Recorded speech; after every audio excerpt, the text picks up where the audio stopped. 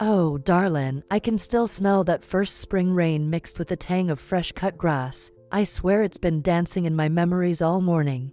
I was sitting on my front porch, rocking gently in my old wicker chair, when a sudden whisper of Yankee Doodle on the wind drifted past the maple trees, and just like that, I was transported back to 74. My heart gave a little skip, you know, the kind I used to feel when I was young and hopeful, clutching my little spiral notebook close to my chest. That notebook saved my life once, or so I like to say. I paused mid-sip of my jasmine tea when I caught sight of the worn leather cover poking out from my weathered writing desk across the room. Oh, it's seen better days, that diary of mine, but between its pages lie secrets and dreams woven from equal parts fear and courage. I haven't opened it in years, not since I tucked it away after running so far from the man I once called my husband. But today, the memory felt too strong, not like a whisper, more like a gentle nudge urging me to share the story that's been tucked away in my heart for decades. Soft sigh. Speaking of which, sweetie, if you're curious to hear more, as I can't promise it'll be all roses and sunshine, why don't you give this video a little like or drop a comment down below? And if these old bones have a tale worth telling, well, hit that subscribe button whenever you're ready. Light pause, tender smile and voice. I promise I won't make a habit of sounding like one of those flashy commercials. Now, where was I? Ah yes, this whole journey began in a sleepy town in Ohio, back when bell-bottoms and feathered hair were all the rage, and a woman's place was supposed to be right where her husband told her. But I always had my own ideas, tucked between doodles of greeting card squirrels and hand-lettered verses I practiced on weekends. My job as a secretary in that bustling Chicago agency kept my hands busy, but it was the postcards and pretty paper crafts, oh, how they stirred my soul. Little did I know those sketches would help me carve out a brand new self when I needed it most. Sometimes I wonder if it was that old perfume shop on Main Street, remember the one with the chipped glass counter, that first awakened something in me. The scent of lavender and lemon peel used to swirl around my head, urging me to breathe deeper, see clearer. Or maybe it was that single, bright daisy I tucked behind my ear one afternoon, as if it held all the courage I lacked. Whatever it was, something shifted. A spark ignited, though I couldn't yet name it as survival or salvation. The thing about memories is they can be comfortable and cruel at the same time. One moment you're wrapped in a warm, familiar blanket, the next, you're biting down on a hidden knot of fear you'd long forgotten. That fear of what would happen if he ever caught onto my little rebellions has nestled in my chest all these years. But today, as I lean into that creaky rocker and feel the breeze off the river, I know it's time to untangle that knot and, maybe, just maybe, bring you along with me. So here we are, at the edge of a story that's been settling in my heart like fine dust. I can't say for sure where it will lead us, but I do know that on this rain-washed morning, with the spring sun sneaking through the clouds, I feel that same flutter of expectation I felt back in 74. And believe me, sweetheart, the next chapter holds a promise of freedom, and perhaps a little danger too. But isn't that what makes a story worth hearing? Whoever said life's a gentle stroll clearly never met my Gloria. Soft exhale, until next time, keep that curiosity burning, and I'll be right here, pen in hand, ready to spill the rest of my secrets. Oh, honey, let me take you back to a time when my world was painted in sepia tones and the air smelled of honeysuckle and promise. I was just a little girl growing up on the south side of Chicago, long before I ever dreamed of slipping away to Ohio or changing my name. Our two-bedroom bungalow sat on a quiet street lined with maple trees whose leaves whispered secrets in the summer breeze. Every morning, Mama would rise before dawn to stoke the coal stove in the kitchen, and the gentle clink of her teacup against the saucer would be my alarm clock. Daddy, a proud man who worked the night shift at the steel mill, would stagger in just as the sun peeked over the rooftops, his grin as tired as his boots, but full of love for all of us. My siblings Ella, who always braided my hair into neat little plaits, and Joseph, with his constant questions that started with "Why? Grandma, why?" filled the house with laughter and the occasional squabble over marbles and hide and seek. We had Sunday dinners that stretched for hours, with Aunt Louise's homemade apple pie cooling on the windowsill, and everyone gathered around the Formica table, passing plates of mashed potatoes and gravy as the radio played big band tunes in the background. I used to think life would always be that simple, that kindness could heal any hurt and neighbors were forever friends. I believed people would always come back to church potlucks, back to front porch chats, back to the arms of those they loved. I remember racing down the sidewalk in my worn leather saddle shoes, my pigtails bouncing as I chased after the ice cream truck's tinkling melody. That melody was magic. It promised a cone dripping with rainbow sprinkles and a brief moment of pure, sticky joy that made all my troubles vanish, even if only for a little while. There was a rhythm to our days, sweet and steady. School bell at 8, lunchbox peanut butter sandwiches on the bench by the elm tree, afternoon chores that earned me a nickel for the candy counter at Murray's drugstore. By dusk, fireflies flickered in the backyard, and I'd press my nose against the screen door to catch their glow before heading inside for bedtime prayers and one last story from Mama. Back then, I fancied myself a dreamer, scribbling in a tattered notebook I stole from Daddy's desk. I'd illustrate fanciful cards, daisies with smiling faces, birds in flight, and tuck them into my school books, hoping one day someone would appreciate the little artist I was becoming. I thought I'd grow up to be a teacher, standing in front of chalk-dusted desks, encouraging other wide-eyed children to believe they could change the world. I never imagined that same notebook would later guide me through secret midnight plans or hidden phone calls in a rented apartment far from everything I knew. Sometimes, in the hush before dawn, I'd sneak into the hallway and watch the street lamps' glow spill across the floorboards, wondering what lay beyond our cozy block. I'd catch Mama's soft humming as she tended her roses in the garden, roses she claimed were red because passion was what brightened the drabbest days. I didn't yet understand passion, not the kind that binds two hearts so tightly that one person could feel like a lifetime's worth of safety and sorrow all at once. I only understood that my world felt safe and warm, as steady as the church bells on Sunday mornings. And though my childhood went by in a flurry of hugs and bedtime kisses, I carry every one of those moments in my heart: the picnic blankets spread under the willow tree, the chalk drawings on the sidewalk, the small handprint I left in the cement of our porch that Mama later etched with my name and the date. Those places and faces formed me, made me believe in kindness and community, in the power of a single handwritten note to brighten someone's day. Little did I know that those beliefs would become both my armor and my compass when I finally gathered enough courage to slip away from the man who thought he owned me. But that, my dear, is a story for another day. Oh, my heart still flutters when I think back to that late summer afternoon in '73, when the world seemed to tilt ever so slightly and I first felt a spark I couldn't ignore.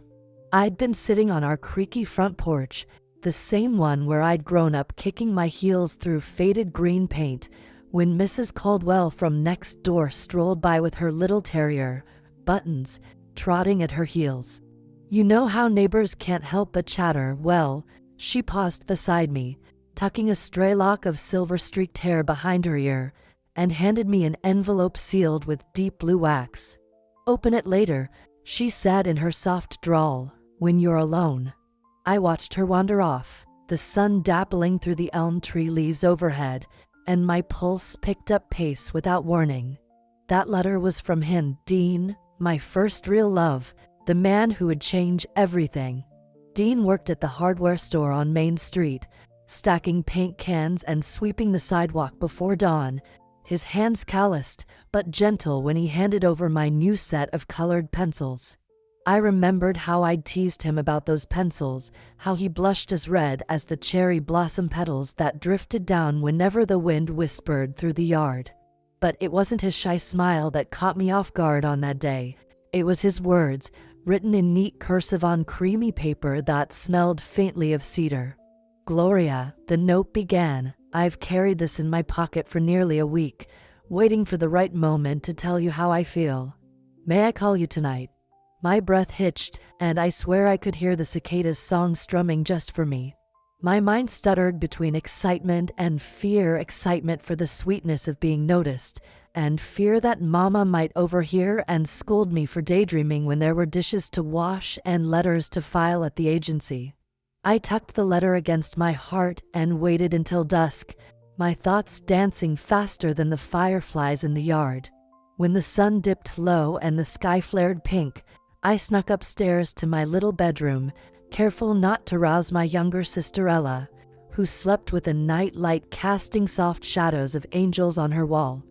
I pressed the letter flat on my desk, the moonlight catching every curl of Dean's handwriting, and for the first time, I felt as though the future was something I could reach out and touch. Soon enough, I paced the floorboards listening for his footsteps outside, the porch light spilling a gentle glow across the threshold. When his silhouette finally appeared, tall and hesitant, I felt my heart pounce like a hummingbird trapped in a jar. He cleared his throat, held out a single wildflower, a daisy with petals as white as new snow, and asked if I would take a walk with him. My knees went weak, but I nodded and slipped my hand into his, surprised by how warm and steady his grasp was. We wandered down to the old oak at the far end of the street, where we sat on the low branch and traded secrets, his dreams of opening a little woodworking shop, my hopes of designing greeting cards that might one day make someone smile in another city. I remember thinking how small the world felt in that moment, as if it had shrunk around the two of us so we could share our stories without interruption. And though nothing about that evening hinted at the storm that would later sweep me away, it was the first crack in the facade of my ordinary life, the moment when I realized that longing could light a fire in your soul, and love could become both your compass and your peril. Because as magical as Dean's presence felt, it also awakened a restlessness in me, a yearning to follow my own path rather than the one laid out for me. It was that very spark of hope, fed by secret glances and hushed laughter beneath the street lamp, that would drive me to imagine a life beyond what anyone expected of Gloria Wilson. And so, my dear friend, that simple letter and a walk beneath the oak became the hinge on which the door of my destiny swung open, though I didn't yet know all the turns that path would take. Oh my, I still tremble at the memory of those first weeks in that little Ohio town, when everything I'd known in Chicago felt like a soft dream slipping through my fingers. I remember unpacking our suitcases in that creaky rented house on Elm Street, fresh paint on the walls, but the air stale with expectations I didn't yet understand. My husband, bless his good intentions, decided it was best if I left my secretarial job at the agency. After all, a wife's place was surely to tend the home and oblige her man. He didn't say it so kindly, his voice was firm, his jaw set, but the message was clear enough. I felt my heart clench like a wild bird trapped in a cage, but I forced a polite smile and nodded, unpacking my typewriter and my hopes for a different life into the dusty closet. Not 2 days later, Mama back in Chicago fell ill, pneumonia, they said, and I had to swallow my pride and ask for money to help with medical bills.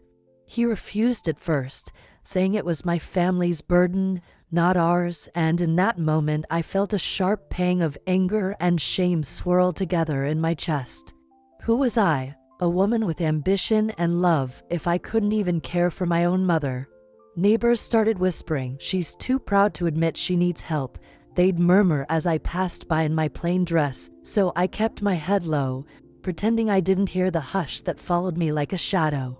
Inside, I was a tangle of fear and resentment, fear that I'd lost my very self, and resentment that the kindness and creativity I once celebrated felt like a luxury I could no longer afford.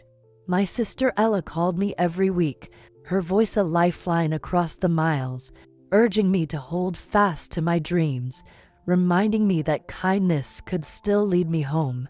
but between his disapproval and my own guilt, I found myself silencing her words, telling her I was fine when I could hardly recognize the woman I'd become. And then, as if the universe sensed my weakening resolve, the postman delivered a letter stamped from my card-making class back in Chicago, my first batch of amateur designs accepted for a small-town craft fair. I stared at that envelope with trembling hands, longing to reach inside and clutch the proof that I still had a spark left in me. But showing it to him would have meant admitting I still had dreams separate from our life together, and I worried what he might say. Would he laugh it off? Would he accuse me of foolishness? I couldn't bear the thought of his disappointment, so I tucked the envelope into the lining of my coat and let the gentle autumn breeze carry my courage away. Nights were the worst. I'd lie awake next to his steady breathing, guilt wrapping around my heart like an iron band. I felt hollowed out by all the things I couldn't express, my anger at being silenced, my sorrow for my mother's fading health, my shame at feeling powerless in the very home I was supposed to make safe. One evening, when the sky was heavy with storm clouds, I found the strength to speak one word: why? It escaped me in a whisper, more a sob than a question, and he froze beside me, confusion flickering in his eyes. In that moment, I saw a crack in his armor, a softness that told me he, too, was stumbling under the weight of our choices. But it wasn't enough to heal the rift that had formed between us. So there I was, caught between duty and desire, between the loving sister urging me to fly free and the man who expected me to stay grounded. That was the moment the real dilemma took shape. Should I keep smoothing the edges of my own spirit to fit the mold he'd made for me, quiet, compliant, hidden, or should I risk everything to follow the flicker of hope that still burned in my fingertips, waiting to be set free? I didn't know the answer yet, but I felt the tide turning inside me, pulling me toward a choice that would change my life forever. Oh, my stars, I can still feel the weight of that night pressing down on my chest as if it were yesterday. The air was thick with humidity, and cicadas droned in the darkness as I stood at the edge of our front porch, clutching a single white envelope in trembling fingers. Inside that envelope was proof of the betrayal I'd never thought possible, photographs of Dean with another woman, his arm wrapped around her waist as if I'd never existed. I remember how the clock stopped. I whispered to myself, my voice barely more than a breath, and I swear the world held its breath alongside me. In that frozen moment, the only sound was the crackle of the screen door swinging shut behind me as I forced my legs to move, each step heavy with disbelief. The small lamp on the side table seemed to flicker, its soft glow casting long shadows across the floorboards, making me feel as though I were trapped inside some terrible painting where everything had gone horribly wrong. I sank into the worn armchair, the very one where I'd once sketched daisies and daydreamed of a future filled with greeting card designs, and pressed the photos to my heart, tears mingling with anger and aching sorrow. How could the man I gave my whole self to betray me so completely? I thought we shared secrets beneath that old oak tree, that our whispered promises meant something real. But here was the proof that my love had been one-sided, that his heart had strayed even as mine stayed faithful. My breath caught in my throat, and for a moment I felt as though my chest would cave in from the weight of the realization. I realized too late that the kindness I believed would always guide him had not been enough to hold him by my side. As the tears fell, I felt a fierce heat rising in my cheeks, shame that I'd overlooked the signs, pride that almost refused to let me acknowledge the truth, and sorrow for the life I'd imagined crumbling in an instant. The house felt too small, the walls closing in as memories of our life together played in my mind on a cruel loop, his gentle laughter at breakfast, the way he'd kissed my hand after a long day, the comfort I once found in his presence. And now nothing. The silence stretched around me, punctuated only by my ragged breathing and the distant hum of the refrigerator.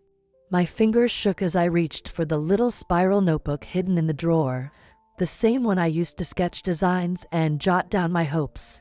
I flipped to a blank page and pressed pen to paper, my handwriting jagged with emotion as I scribbled a single line: "I can't stay here anymore." With that confession, I made my decision. I rose and padded upstairs in bare feet, every creak of the floor beneath me a reminder that this house, our house, no longer held any warmth for me. I packed the few belongings I dared to claim as truly mine: the notebook, my favorite scarf, a collection of postcards from my card-making class. My heartbeat thundered in my ears as I slipped a key from the hook by the door, the one I'd stolen from his caring after discovering our first anniversary card was tucked in the glove compartment of his car. I took a deep breath, pausing for one final look around the room where I'd once believed we'd grow old together. Then, with the envelope of photographs tucked into my coat pocket, I stepped out into the night, the porch light clicking off behind me as if sealing the past away. I walked until the gravel crunched under my shoes and the silhouette of our home faded into the darkness, each step a promise to myself that I would choose my freedom over a life built on lies. When I finally stopped, I leaned against a telephone pole and let the tears come without shame, mourning not just the love I lost, but the woman I'd become when I stayed silent too long. That night, a part of me died with the illusions I'd held so tightly, but in its place, something stronger was born, a resolve to reclaim my own story, to follow the path that kindness and creativity had first lit in my heart so many years ago. And though my hands still tremble at the memory, I know that moment of crisis, of shock and heartbreak, was the turning point that set me free.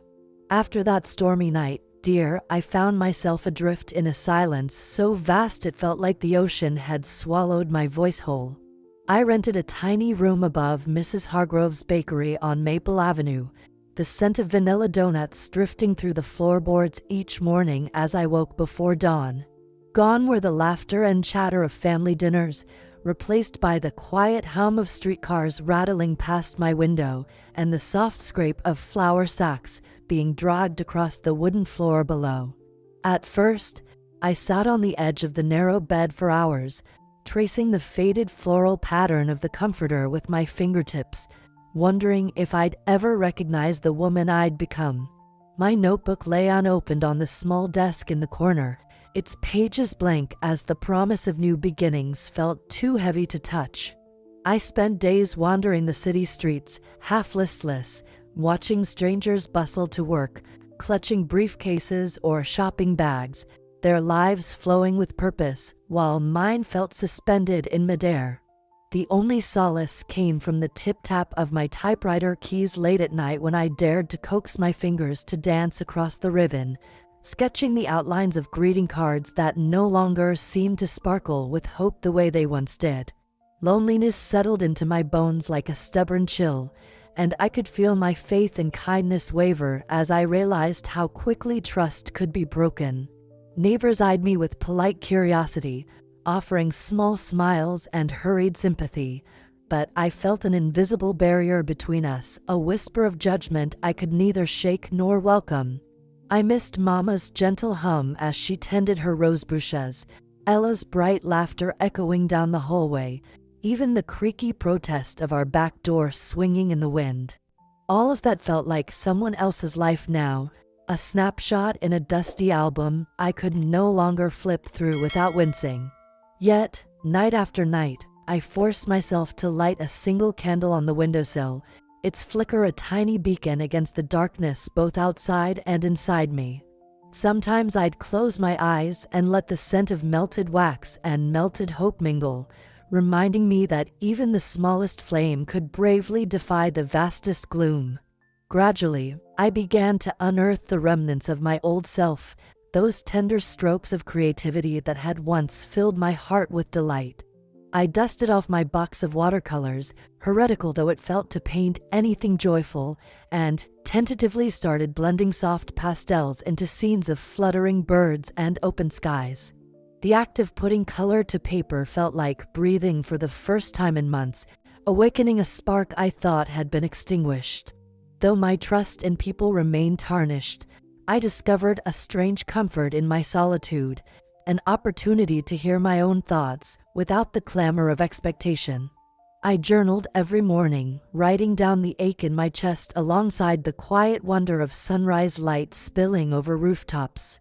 I wrote letters I never sent, to Dean, to my mother, to the girl I once was, each line a confession, each tear-dampened fold a small exorcism of grief. With every scribbled verse, I wrestled back a piece of my spirit, reclaiming the belief that life could still hold meaning beyond heartbreak. And when dusk painted the sky in shades of rose and indigo, I'd step out onto the little fire escape and watch the city exhale, its lights blinking on like distant stars. In those moments, I felt the steady pulse of possibility, a reminder that endings often cradle new beginnings in their arms.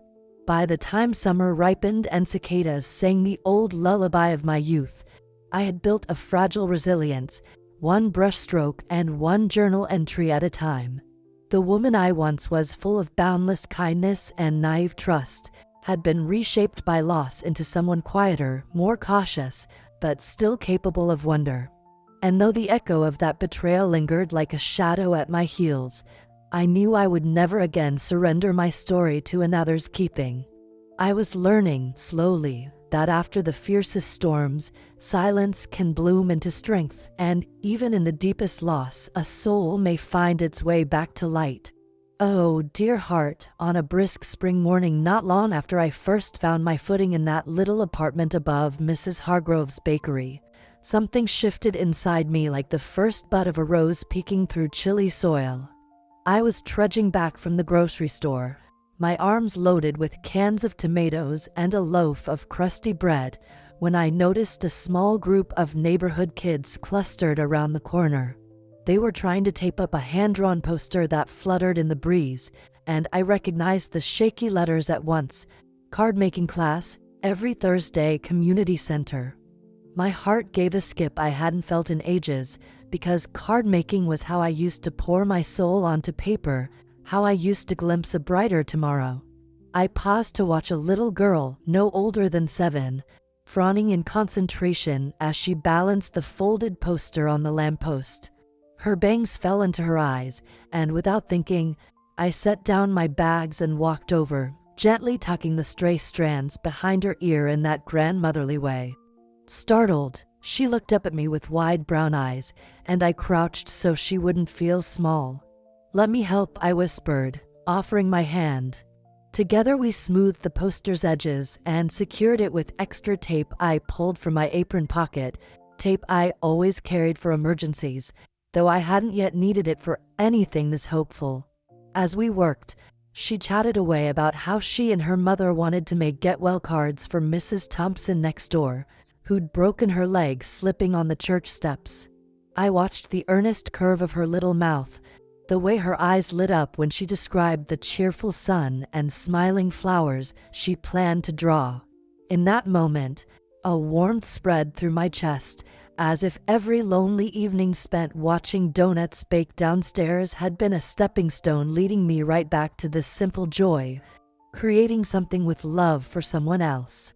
When the poster was snug against the pole, the girl beamed and introduced herself as Penny, tugging at my hand. She asked if I'd join her for class that Thursday, and though my first instinct was to shy away, to cling to the quiet solitude I'd grown accustomed to, I surprised myself by nodding yes.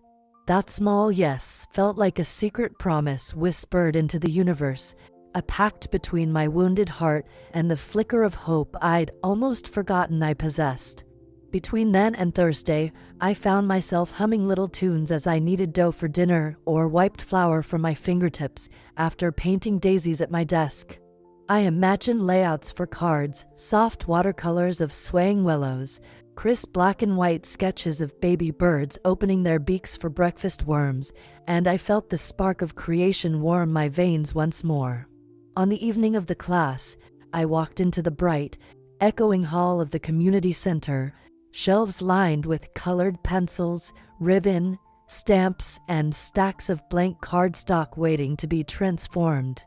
Penny waved me over to an empty seat beside her mother, who greeted me with a shy "thank you for coming" that carried more gratitude than I expected. As I picked up a brush and dipped it into a pool of cerulean blue, I felt the familiar tingle of possibility, like a gentle tap on the shoulder urging me forward. Throughout the session, I offered little tips to Penny on blending colors, and she giggled with delight when her sun turned out brighter than she'd imagined. And when the instructor asked for volunteers to display their work at next week's town fair, my hand shot up before I'd even realized I'd made the choice. My heart pounded as I stood at the front of the room, holding a card painted with a circle of daisies around the words, "Hope blooms again." The applause felt like sunlight breaking through storm clouds, and I sensed the first tremors of confidence settling in my bones. Walking home that night under a canopy of stars, I carried my watercolor set in one hand and the memory of every smile from the class flickering like fireflies in my mind. It wasn't a grand epiphany or a sudden cure for all the loneliness I'd felt. It was simply the gentle nudge I needed, the reminder that even after the deepest grief, life could offer a second chance in the form of a stray poster on a street corner and a little girl's bright hope. And sweetie, as I climbed those familiar stairs to my room above the bakery, breathing in the vanilla sweet air, I realized that, just maybe, my story had new chapters waiting to be written, one card at a time. That morning, I woke with a quiet determination humming in my chest, as if the summer sun sliding through my curtains had whispered a secret I'd been waiting to hear. I padded over to the little wooden chest at the foot of my bed, the one that held my most private treasures, letters I never mailed, photographs I couldn't bear to look at, and that worn spiral notebook where fear and hope had danced together in equal measure. My fingers brushed over the objects, hesitating at each memory, but today something inside me shifted. With a deep breath, I lifted the lid and pulled out the stack of Dean's letters, sealed with wax and weighted with promises that had turned to dust. My hands shook, but I pressed them together as if gathering courage from some hidden well. Then, in one smooth motion, I tore open the first envelope, unfolded the paper with its neat cursive, and read the words that once made my heart flutter, only now they felt like echoes of a life I no longer belonged to. I closed my eyes, letting the summer breeze carry away the tight knot in my throat, and tossed the letter into the little metal bin beside the chest. One by one, I repeated the motion letter after letter until they lay crumpled at my feet. Each envelope I sent flying felt like a small exhale, a release of the weight I'd carried for all those lonely nights. When the bin was full, I carried it out to the backyard where the jasmine vines curled around the fence, their scent bright and insistent. Standing barefoot on the grass, I tipped the bin, and the letters drifted across the lawn like pale autumn leaves caught in a gentle swirl. Watching them scatter, I felt my pulse steady, the final thread of my old life letting go. Inside, the world felt eerily still, as if holding its breath for the next move. I walked back into the house and went straight to my desk, where my watercolor set waited in its tin case. My hands, now unburdened, picked up the brush and dipped it into a pool of emerald green. I painted a single, strong oak tree, its roots deep and its branches reaching wide toward an open sky. Beneath it, I wrote in careful letters, "I chose to live on." Without claims, without regrets, just on. Each word felt like a vow echoing in my own heart, a promise that my story was mine to write from here onward. Tears pooled in my eyes, not of sorrow but of something pure, of release, of acceptance, of a newfound strength that glowed beneath my skin. Later, I packed a small suitcase, filling it with a few dresses, my precious notebook, and the new oak painting rolled carefully in brown paper. I paused at the doorway, looking back at the walls that had witnessed my fears and my triumphs, and whispered a gentle thank you to every corner for the shelter they'd offered and the lessons they'd taught. Then I stepped onto the porch, suitcase in hand, and closed the door softly behind me. The street before me felt unfamiliar, yet it pulsed with possibility, like an open page waiting for ink. On the walk to the bus stop, I passed Mrs. Caldwell's house, where I once received the letter that set my life spinning. She waved from her garden, and I smiled, nodding in gratitude for the twists of fate that had guided me here. As I climbed onto the bus, the engine's gentle rumble beneath me felt like the steady heartbeat of someone ready to embrace whatever came next. I took my seat by the window and watched the world roll by, the maple trees swaying, the shops waking up, the neighbors beginning their day. My suitcase rested at my feet, light as a whisper. In that moment, I realized that acceptance wasn't a destination, it was the first step in a new journey. The past would always be a part of me, like the rings inside a tree's trunk, but it would no longer bind me. I had released the hurt, scattered the remnants of betrayal to the wind, and painted my truth for all to see. My chest felt open, my spirit unshackled, and I knew that whatever lay ahead, new towns, new faces, new stories, I would meet it with the same quiet courage that guided me through each page of my life. And so, with a steady breath and a heart full of cautious hope, I leaned my forehead against the cool glass of the window and whispered to the rising sun, "I am ready."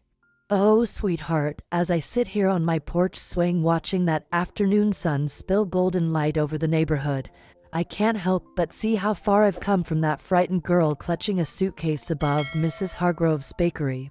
Back then, I believed that patience was a virtue. Wait for the right moment.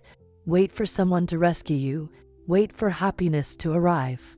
I spent years hoping the kindness I showed would be returned in the same currency, only to learn that life doesn't always deal fair hands. But now, after decades of sketching cards by candlelight and scattering old letters to the wind, I've discovered a different truth. Waiting can sometimes become its own prison. I used to think that time would heal all wounds, that with enough days and enough tears, the ache would simply dissolve. Instead, what I found is that time gives you perspective. It shows you which hurts are worth tending and which are better laid to rest. When I paused to paint that sturdy oak tree, I realized that roots grow strongest when you choose to stand firm in your own soil, rather than chasing after someone else's shadow. My life used to feel like a series of reactions, responding to demands, adjusting to disappointments, shrinking myself to fit expectations. Now I shape my days around what feeds my spirit, a splash of watercolor in the morning, a kind word to a neighbor at noon, a silver teacup of tea before bedtime. What I know today is this: your worth isn't measured by the approval you receive, but by the courage you show when you finally honor your own story. I've learned that kindness is not a ticket to being taken for granted. It's a gift you give yourself and others, whether it's reciprocated or not. I've learned that freedom isn't found in the absence of fear, but in the moment you choose to move forward despite it. And I've learned that true strength blossoms when you stop waiting for permission to bloom. So, darling, if you've been hovering on the edge of your own life, waiting for someone to hand you a key, waiting for the perfect moment, waiting for the old scars to vanish, maybe it's time to unlock that door yourself. Maybe it's time to pack your dreams into a suitcase, or simply fold them into the pages of a fresh notebook and take that first, trembling step toward the life you've been sketching in your heart. You don't need grand gestures. Sometimes the smallest act of self-belief, a postcard mailed, a paintbrush dipped, a word spoken, can set a world in motion. Life isn't a promise of constant sunshine, and wisdom isn't a set of rules to follow. It's the gentle knowing that even after the fiercest storms, you can still choose to stand in the light. It's the realization that the prettiest blooms often grow from soil enriched with both tears and triumphs. And it's the quiet conviction that, no matter what the past held, your story is far from over. So here's the truth I carry in my heart, passed down from a little girl who believed in daisies and a woman who dared to scatter old letters to the breeze. You are the author of your own chapters, dear one. Don't wait for life to hand you a pen. Pick it up yourself and write the next line with all the strength and tenderness you possess. Oh, my sweet friend, here we are at the end of our journey together, and my heart feels so full I scarcely know where to begin. I've walked you through the twists and turns of my life, from that restless girl in Chicago clutching her notebook, to the frightened young wife on Elm Street, to the solitary artist above Mrs. Hargrove's bakery, and finally to a woman who dared to scatter old letters and pick up her pen again. But this story, dear one, is not just a dusty chapter in a long-closed book. It lives and breathes today, in every sunrise that finds us brave enough to hope, and in every small choice we make to honor our own truth. As I sit on this familiar porch, the breeze carrying the scent of jasmine and new paint from the neighbors' shutters, I feel the echo of that old spark of courage radiating through my bones. It reminds me that we are never entirely defined by what we've lost, but by what we choose to carry forward. I want you to feel, as I do in this moment, the warmth of possibility wrapping around your shoulders like a well-worn shawl. I want you to know that, even after the deepest wounds, we can still find the strength to stand tall, to paint our own horizon, to chart a course guided by kindness and the soft, but steady pulse of our own hearts. Here, in the glow of summer's golden hour, I think about the man I once loved, the letters I burned beneath that moonlit sky, the tears that watered the first bloom of my new life, and I wonder if he ever thought of me again, if he ever looked up at the sky and felt a twinge of regret or hope. Sometimes, when the cicadas sing just so, I swear I hear a whisper on the wind, a hint of his shadow passing by, but perhaps that's just my own longing weaving into the twilight. And now, my dear companion, I turn to you. I've shared my story, not to tell you how to live yours, but to remind you that your own story is yours to own, and that perhaps, like me, you hold in your hands the power to set old hurts free and plant seeds of new beginnings. What will you choose to scatter to the wind today? What pages will you write tomorrow? And above all, tell me, do you believe that true love must return to prove its worth, or can its memory alone be enough to guide us forward? I leave you with that question resting gently in your heart, wrapped in the tender hush of this evening air. Until we meet again on the next page of life's unfolding story, know that I'm here, tipping my hat to your courage and whispering a wish that you find your own moment of freedom, your own oak tree of hope, and your own reason to lean into the light.